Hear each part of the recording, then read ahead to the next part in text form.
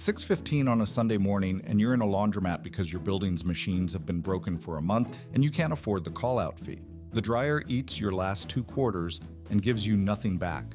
You slap it once, the way you slap everything that stopped working in your life, and standing there in the specific humiliation of being 28 and broke in a fluorescent room at dawn, your eye lands on the ticket sticking out of your jacket pocket. You bought it Thursday. The clerk was out of your gum, so you grabbed a quick pick out of spite. $1 you didn't have to spend, because the sign said $480 million, and you wanted to feel, for 1 second, like you were in the running for something. You'd already forgotten it. You pull it out to toss in the bin by the door. Then you stop. You don't know why. You open the app on your cracked phone instead. First number, match. You feel nothing yet. Second, match. Now your thumb is shaking against the glass. Third and fourth come fast and your ears start ringing, an actual ringing, like the room is filling with water. The fifth one matches, and then the last one matches, and you are standing in a laundromat holding a piece of paper worth more than everyone in your family tree has earned since your family had a tree. And not one person on the planet knows it. Not the old man folding towels 4 machines down. Not your sister. Not the version of you that walked in here 20 minutes ago. You have about a minute to decide who you're going to be. You don't know that yet, but you're deciding it right now. You fold the ticket back into your pocket, you gather your damp clothes into the basket, you walk out into the gray morning, and you have already made the choice, before you've put words to it. Nobody finds out. Not because you're greedy, because you understand in your body that the second this is known, you stop being a person and start being an amount. A number people do math on, a favor waiting to be asked. You spend that night on your kitchen floor with your laptop and a pot of bad coffee, and by 3 a.m., you have 30 tabs open and a new vocabulary. Anonymity by state, irrevocable trust, nominee. You can't collect a jackpot as yourself, but a legal entity can, and an entity can be named anything. You name yours after the street your grandmother lived on. It means nothing to anyone but you, and that's the point. You'll be the thing behind the name, never the name itself. 2 days later, you drive 3 hours to the regional claims office. Beige, cold, smells like printer toner. A man checks your ticket against the system, checks it again, and something in his jaw shifts when it confirms. That flinch is the first time you see it. The way people change, just slightly, the instant real money enters the room.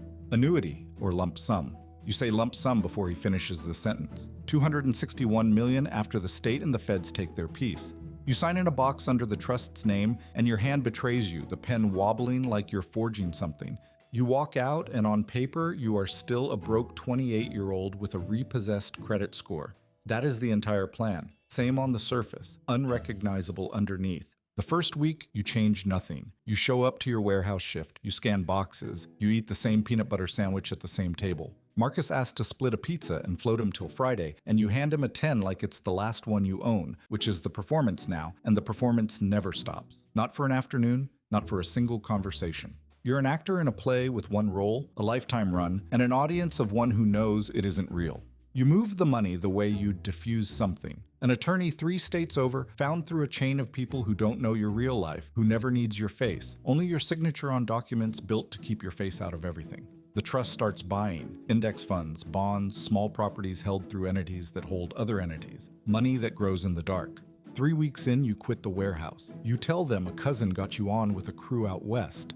Nobody blinks. People never interrogate a boring answer. It's only the interesting answers that get questions. You move to a city where your face means nothing. Rent a plain 1-bedroom under a company name. Drive a sensible 4-year-old sedan paid for by the trust and not by you. By every visible measure, you are no one worth a second look.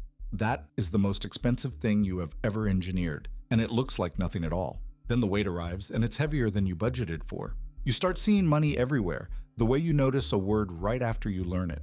A stranger's eyes snagging on a watch. The way people size each other up in parking lots. You finally understand why the actually wealthy vanish behind walls. It isn't ego, it's self-defense. Because the moment your number is visible, it becomes something other people feel entitled to argue about with you.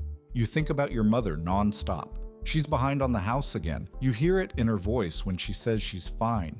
You could end that worry with 4 taps. Instead, you build the fix sideways. Your attorney routes it through a made-up county relief program, and 8 weeks later, she gets a letter saying her arrears have been cleared by a regional fund. She calls you weeping, and you perform astonishment, and you hate how fluent you've become at lying to the people you take a bullet for. That's the real bill, not the taxes. The distance.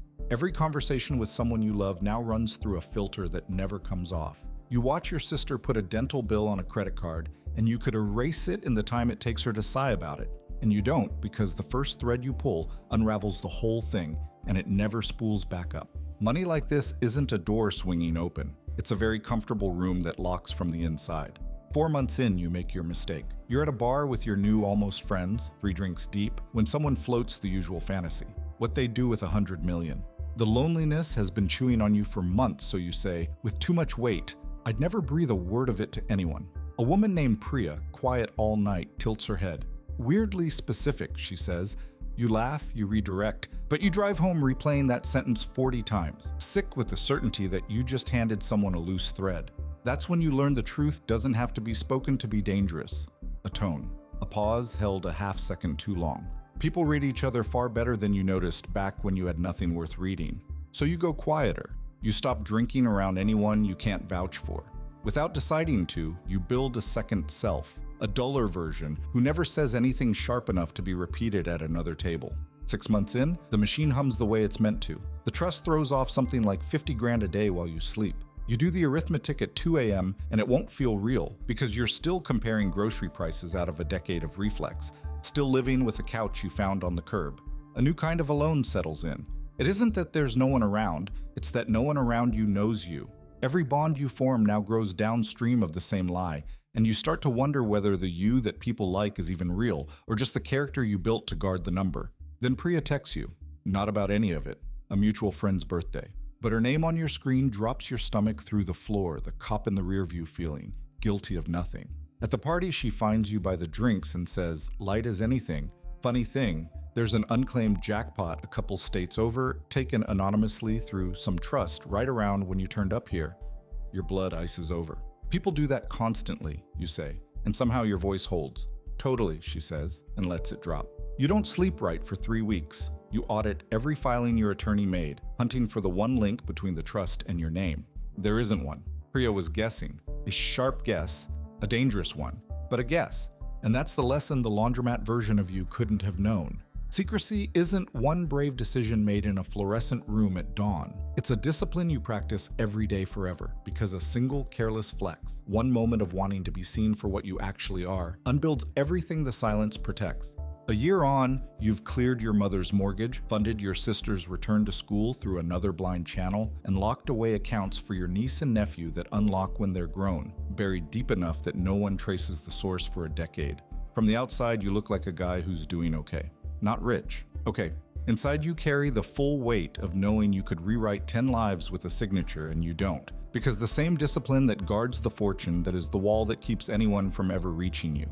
18 months in, you meet someone, and it's real. The kind of real you haven't allowed yourself since the laundromat. You spend 4 months with her before the question starts eating you alive every night. Do you tell her? Or does this go the way of everything else? Hidden, guarded, held at arm's length. The old you, the pre-ticket you, would have blurted it out on the second date, laughing, reckless with it. This you sits across the table watching her describe her day and quietly calculates whether she's someone the secret could survive. You still don't have an answer. Every night you run it, the loneliness against the risk, the wanting to be known against the fear of it, and there's no clean version, only the same choice from that gray morning, except now it has a face and a pulse and something that might be love.